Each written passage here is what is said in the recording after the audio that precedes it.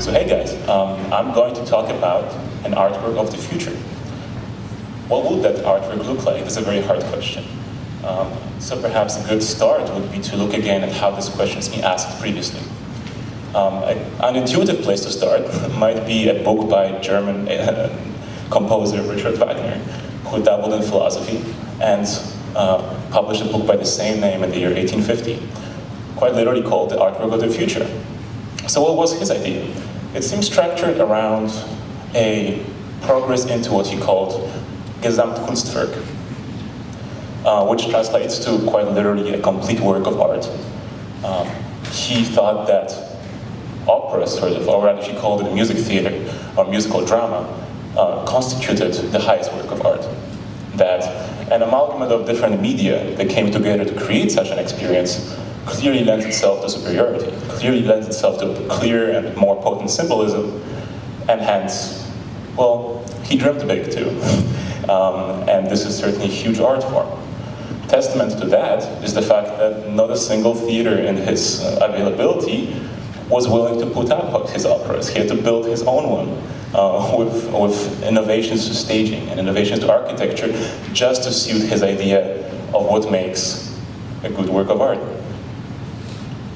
Now it becomes sort of a pilgrimage for people to go yearly and listen to 15-hour cycles of operas, but, you know. Secondly, well, I'm a foodie, and I can't stop me talking about food, and I think this sort of idea really carries forward into any media. And food, in particular, has found a couple of those in the recent years. This is a dish from the Fat Duck in Bray, which is a restaurant of British food. It essentially provides you with a side dish of a conch. In the conch, there is an iPad mini that plays you sounds of the sea, quite literally, as you eat a fish-based dish. And it's transformative. Like, this is the closest I got my dad to crying. Like, this specific plate of food really somehow becomes an experience. Somehow it takes you somewhere. So naturally somebody took this way further. In 2015, a restaurant in Shanghai opened up, and it was read by Chef Perret, who designed a sort of, again, an experience in which you can control any medium through what that you see and you hear and smell as you walk into his restaurant. You could spray smells as certain dishes come to your table, which itself is covered with projections of what actually you're supposed to be hearing and tasting in the food. And it works. Those different stimuli cross-reference each other, and actually people swear by the fact that this is incredibly immersive, that they are really buying it. So let's take it back to music theater for a second, because that is essentially what my talk will be about. There's a company in New York and London called Punch Drunk, which creates spatial dramas. It essentially gets rid of the idea of a stage and instead asks actors to perform in a spaced out sort of open area and to just follow their own plot, to interact quite like it would on stage, though there is no stage. Rather, all these members are asked to follow them at will. They put on sort of these masquerade, anonymous masks, and can follow any plot at any time, break off at any instant. It allows for a huge dose of subjectivity and adds a dimension of space to our Gesamtkunstwerk. So this became important to me because 2 years ago I was working as a business consultant on a project for a company in New York. It was a fine printing company, and they just got their hands on an 80s, 70s catalog of fonts. They thought this to be the most beautiful book in the world. I'm with that. You know, it's essentially 200 pages of random words that are illustrated in the most brilliant way you've seen. But they're gibberish.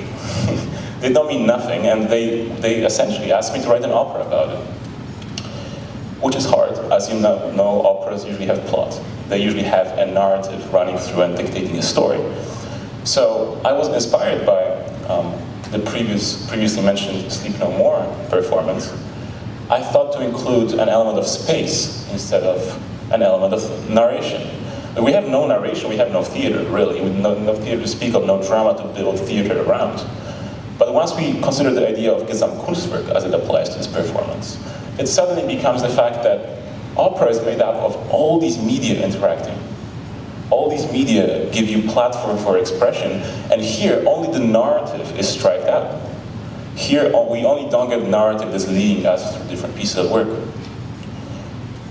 So with that, let's listen to some. This is designed as a spatial composition, so you will not get a full experience sort of sitting in your seats. That sort of defies the point, but I was asked to perform some.